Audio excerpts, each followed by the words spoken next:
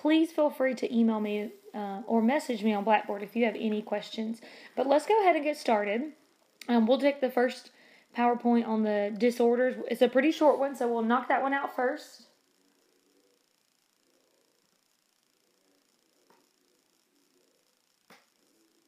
Okay, so the first one we're talking about is dehydration, and that's just the lack of water.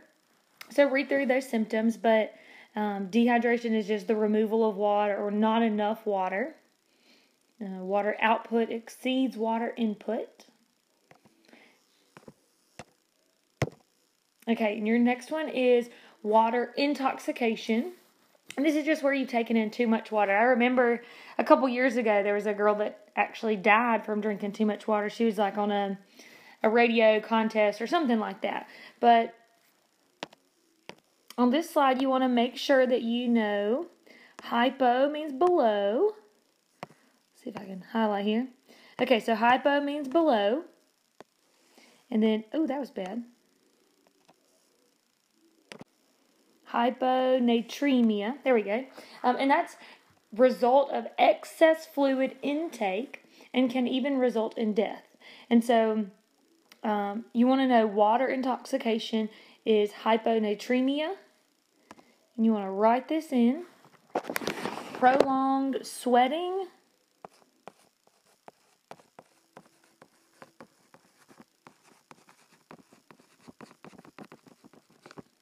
Vomiting.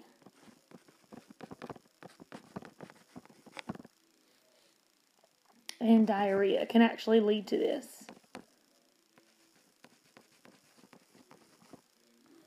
So prolonged sweating, vomiting, and diarrhea can lead to the loss of sodium levels, and that's what natremia is sodium. So water intoxication is the lack of sodium levels. Okay, so the next one is edema. And this is just, with edema, you have to increase blood meds right here. Increase blood meds or possible hyponatremia. So hypoproteinemia is low plasma protein. So low, hypo means below. PRO is proteins. In the EMIA is blood. So low proteins in the blood. Blood pressure meds. You may have to increase blood pressure meds. And you also want to know obstruction of lymph vessels. So what it is swelling. So it says abnormal accumulation of extracellular. So that's outside the cell.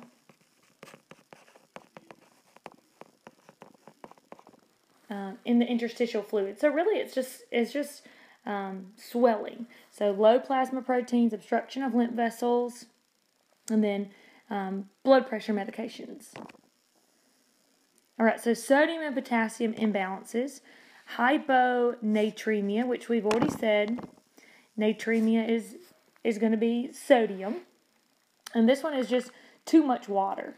So hyponatremia and water intoxication, you want to be able to associate those two together. Okay, so aldosterone is the hormone. You see me highlight. Make sure you pay attention to what I underline and highlight on the slides. But aldosterone is the hormone. Remember, that comes from the adrenal gland. It tells you right there, the adrenal cortex. And it increases renal secretions of potassium. So that's going to increase secretions.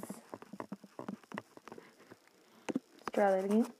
Increase secretions of potassium. Okay, hyper, Hyper, just want to know high sodium. That's all that means, is high increase of sodium ions. Okay, so kalemia right here, you want to think of potassium. So that's going to be low potassium. And then hyperkalemia. You're going to think high potassium. Okay, so I think this may help you. Jot this down somewhere. Anytime you see natremia,